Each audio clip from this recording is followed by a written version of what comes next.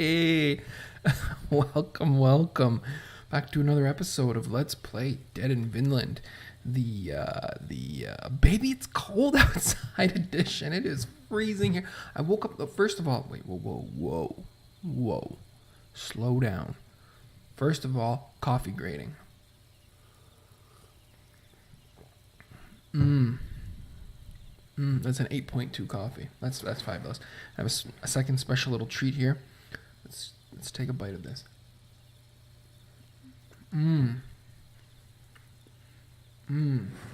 That is a B plus cookie. I don't know what it is. It's some kind of a ginger. I don't really go in for these ginger cookies, but when it's like a homemade, fresh from your mother-in-law cookie, and you're having it with a 7.8 coffee, it goes down so nice, so nice.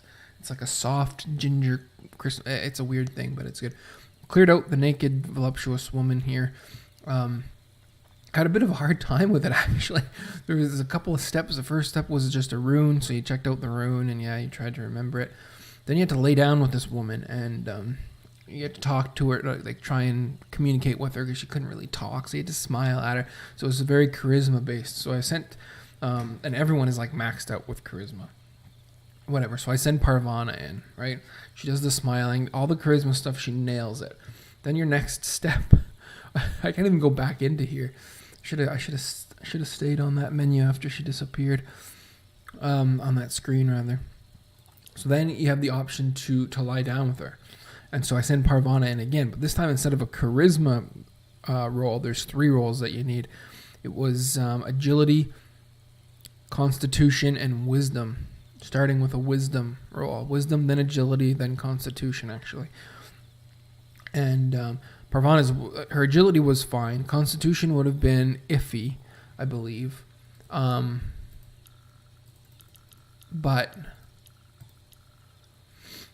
her wisdom was her agility would have been fine.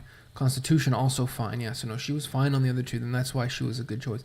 But her wisdom, and the wisdom was the first roll, and he couldn't get past it. I tried 2 or 3 times with her, and it just wouldn't. You couldn't get by. So I ended up, I tried, who else did I try? I tried Brother Angelico, because his wisdom was good, his agility was decent, constitution not so hot. But I managed to clear the first roll with him because of his wisdom, but then he failed on the agility. So I ended up actually clearing it with Tomo. Wisdom, agility, and then the constitution. And she nailed it, and so that was fine. What did I get out of it? Well, of course, another bead. After all that, it was just another bead that we got. Bunch of bones. Yeah, we've been through this before. An offering or a grave. I don't think we've done this one before. Destroy the pile. Atmosphere is way too strange. It's worrying you. You're pretty certain it's coming from those bones. Something irrational.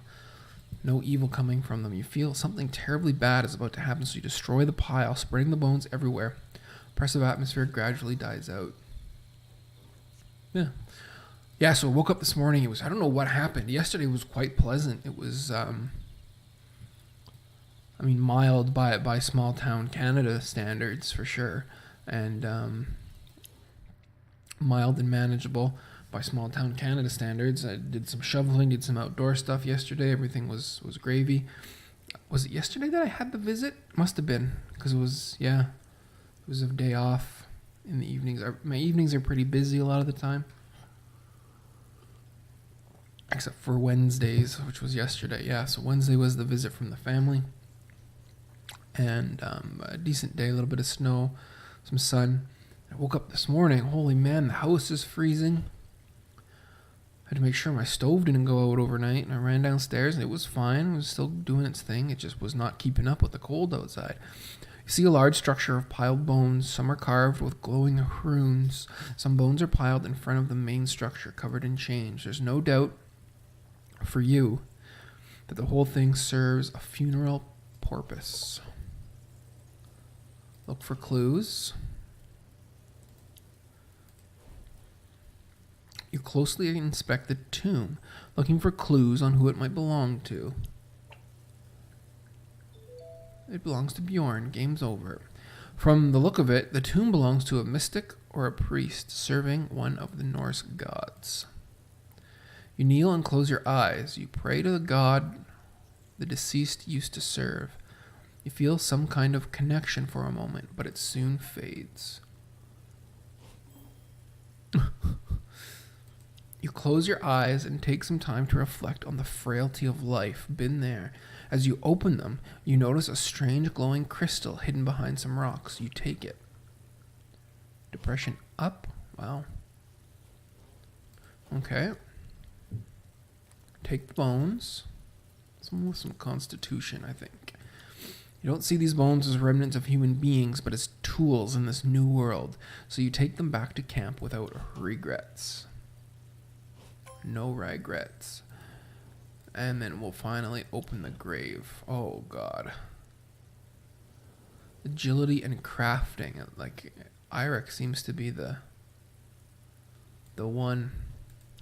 You desecrate the grave. You move the heavy rocks barring the entrance and find in the middle of the structure the remains of a person huddled up, protecting something in its bony arms. The skeleton holds a clay urn closed with rectangular tablets covered in runes. You don't often see people choosing to be buried alive to follow a loved one. They usually choose the pyre. Oh, yeah. Take the tablets, mate. Game of Thrones, people being burnt on the pyre. That's not good stuff. When you pull on the tablet clutched in the skeleton arms, the body collapses. Rusty jewels crack. Bones shatter and turn to dust. It looks like the grave was so old it couldn't withstand your touch. You take the tablets and some stones back to camp. As you leave the area, you feel an uneasiness inside your stomach, but you can't tell what it is. Ancient knowledge, a cursed grave. And that didn't even have a time limit on it. He's just flat out cursed. Straight up. He beat me straight up. Less XP gains. That's not so bad. That could have been a lot worse. 4 days, gullible, wisdom, and intelligence. Gravedigger. Okay. Very nice, very nice. So how are we doing here? Are we working our way through here or what? An alchemical apparatus. A bizarre apparatus has been assembled on a wooden table. Crucibles, vials, tubes, and pots, all intertwined in perplexing ways, challenge you into making sense of them.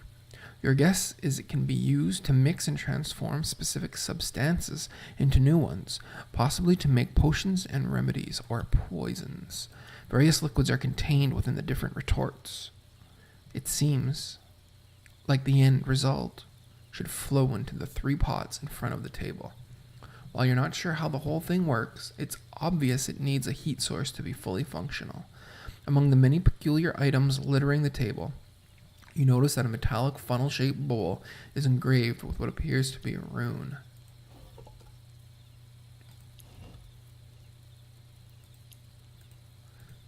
Is this our new insult machine? Given the unlikely complexity of what's lying before your eyes, you're not even sure what you're looking at. Not even sure you're looking at a rune, but that would seem logical. Such intricacy can only mean one thing, that you're looking at the product of human ingenuity, a daring attempt at understanding the world. You recall Manaz, the rune of man. It bears the power of mind, memory, and society. It represents the web of human knowledge and its divine potential. Given the magical nature of the work done here, you think you may need an equally magical source of heat to start whatever process is supposed to take place here. Okay, so we took a fire crystal instead of using a fire crystal. Is that acceptable? There we go. Now use the fire crystal. What what skills are we going to need here? Moira seems to be the one. So you crush the crystal into fine powder and pour it into the bowl. After a few minutes, a complex cycle of boiling fluids and smelly fumes springs into life. Liquids start to flow, and one drop after the other, a pitch black liquid fills the first pot. Check the pitch. Ooh, drink it. Yowza.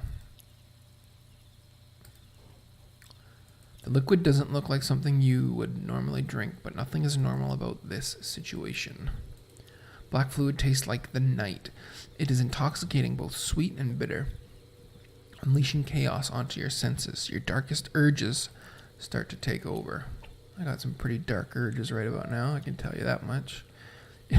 Ineffable fears and desires flow through your very being. Carrying you dangerously close to madness. But as you cling to a single spot of light, your humanity finally overcomes the animal in you. When you come back to your normal self, you notice a white liquid is now dripping into the second pot. Okay. Might as well not interrupt a good thing here. The liquid doesn't look like something you would normally drink. Nothing is normal about this situation. Drink some white fluid.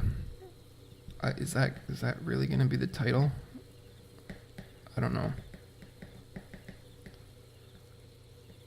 I'm writing it down, but that doesn't necessarily mean it's going to make the cut. Might be a bit much. At first, it has the softness of milk, but soon it tastes like a fire so pure you can feel it burn through the very fabric of your soul. Burn my soul fabric. Burn my soul fabric.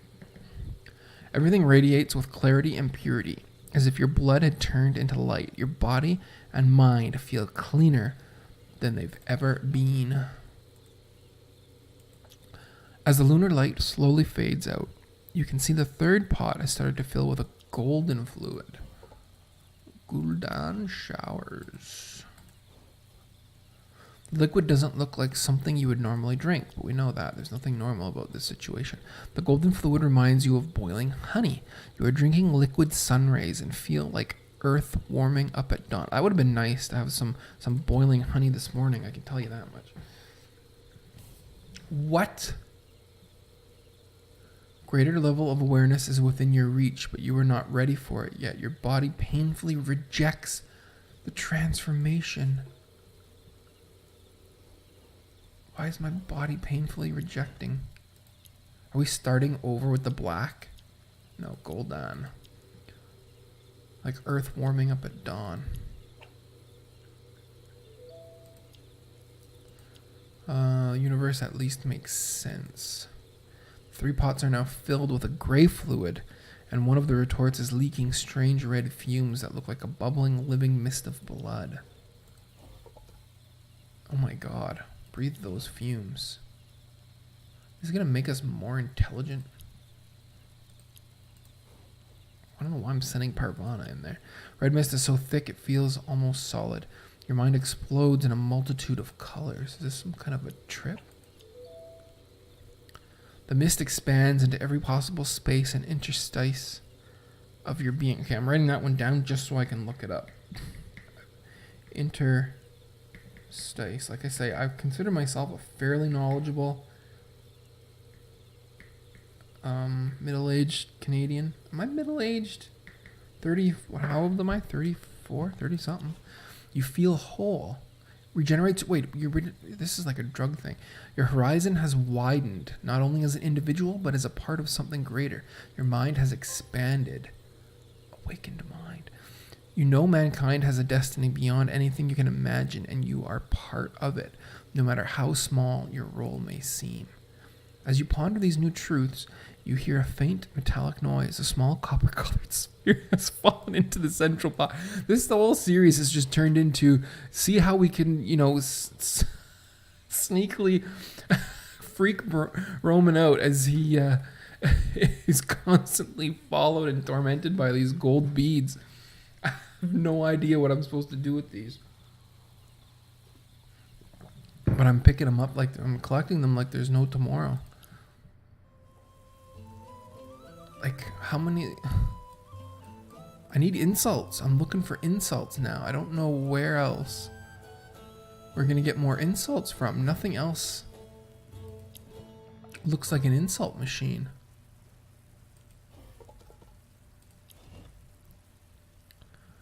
You face the strangest sculpture. One gigantic granite hand is grabbing a skeleton that appeared to be climbing the wall.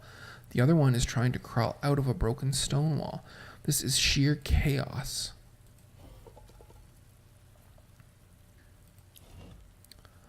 Yeah, I mean, we're just... Rune is carved deeply. Whoever did this wanted it to be visible from afar. Warning people or give directions? Let's say journey your memory or jog your memory. I got a weird... I wish I could explain this to you. I remember the old days. Let me just have a bite of my cookie here. We're going to take just a brief pause to just kind of chat for a minute here. So good. So unprofessional. I know, but... I laid out 2 cookies with a little bit of butter on them. And I'm still on the first one because I've just been reading text here. But if you remember the old place, I was at the bottom. I was in my basement of the house 100 feet away. And so it was like, and that house, if you can picture it, was like a true bungalow, a true like turn of the century. Well, not quite not turn of the century. Mid-century. It was like 1960s, early 60s construction. So it was like literally a small rectangle, like 800 square feet or whatever it is, with a basement, like a true basement. Tiny little basement windows. You're under the ground. And so it was like not only that, but the one little window that was near me in that particular spot was blocked off because I ran the chimney for the pellet stove through there. So it's covered off. And the stove was on my left, if you remember. Behind me was the door coming into the house, down the stairs, across the small rec room to where I was. I could see up to the door. There was an infamous video when I thought for sure I was being somehow harassed or close to being murdered when I was seeing so many bizarre shadows from passing outside, which I assume was figures by my door, casting a shadow on that door because it had a frosted window in it, and then reaching me downstairs. So I had very limited access to light. It was more of a sensation than anything when those shadows were there, kind of catching out of the corner of my eye. Here in this house, I'm not in the basement anymore. 100 feet away, totally different construction house. Mid to late 80s, I think 88 construction. Like a bi-level. So the basement, there's huge windows in the basement. It's slightly below grade, but also above grade living space. It's all high ceilings, finished walls. Everything is nice. And but I'm upstairs in like a bedroom, what's supposed to be a bedroom, which I've turned into this little office because it's the small bedroom. Anyway, the point is, to my left now, there's a huge window. Well, not a huge window, but a window, a sizable window. And the sun is beating in through this window and casting this glare over the screen. I don't know what the point of this conversation was, but it's getting a little bit difficult to read some of the stuff here. And if I turn and look, I'm looking at the curtain, and the curtains are closed, and this is the main part. These are black curtains that are closed, but they are so transparent that they might as well not even exist. I'm gonna have to invest in some blackout curtains or something at some point, and probably actually go about doing the whole softening thing. I bought some foam and stuff to tack up on the walls and kind of soften some of the sounds. I hope we'll see how that goes. That'll be an experiment for the new year. I'm actually heading out of town tomorrow So not much is going to be done over the next 3 days or so. Well, you do know the rune is the sound H, but in the old days, runes were also imbued with magic and used as omens. I don't know why I had that little side anecdote. I think I just wanted an excuse to eat some more cookie, maybe? This is Hagalah's destruction in Isaac. Rune of Hail. It is the natural force that destroys everything. See? Destruction. But that means it also makes way for a new beginning. The rune might be assigned to mark the wall as ready to destroy in order to build something sturdier. Oh. What if I climb it? I said Kari. That's exactly the kind of thing Kari would do. It's perfect. It was made for her. You look at the climbing skeleton. You have no clue how the guy died, but it sure suggests something is hidden at the top of the wall. You find a rock that looks steady enough and begin your climb. No sooner have you touched the rocks that fine hail starts falling.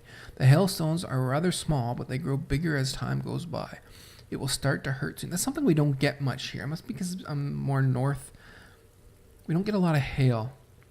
I think hail is like more of a in sort of a transition zone type thing in certain climates. Although I do have one hail story that I could tell from my childhood.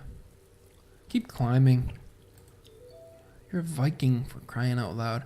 The hailstones are bigger than a chestnut now, but you've only climbed a few steps. You're not going to let the weather stop you so soon, are you?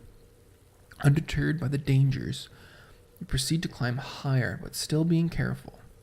By the time you've reached the skeleton, hailstones the size of apples are falling on your back. Oh, wow.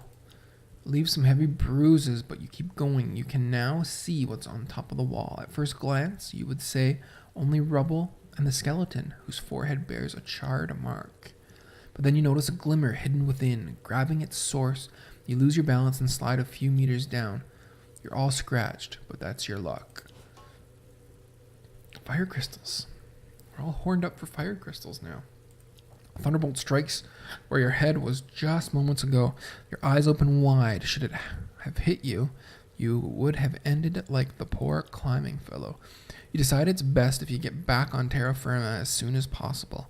Climbing down proves itself way easier. As you step away from the wall, the hailstorm stops. Strange weather. Well, we're going to put a cut in here. I'm going to be right back. I'm going to finish these cookies first, to be honest. And then I'm going to record tomorrow's video. Like I said, I'm going out of town, so Friday there'll be a video, then nothing Saturday and Sunday. And actually, to be honest, probably Monday. Unless I record some Not Tonight, in which case you might get a sneak peek of Not Tonight on Monday. Like I said, I set up the screen region and everything for that. So if I'm feeling brave once the kids are asleep and I want to do some recording at night, when I don't have, in this setup though, at night I probably won't have to talk really slow and quiet like I used to. I can actually speak a little bit more normally, I'm hoping. But we'll see how it goes. Until then, thanks so much for watching. See you soon.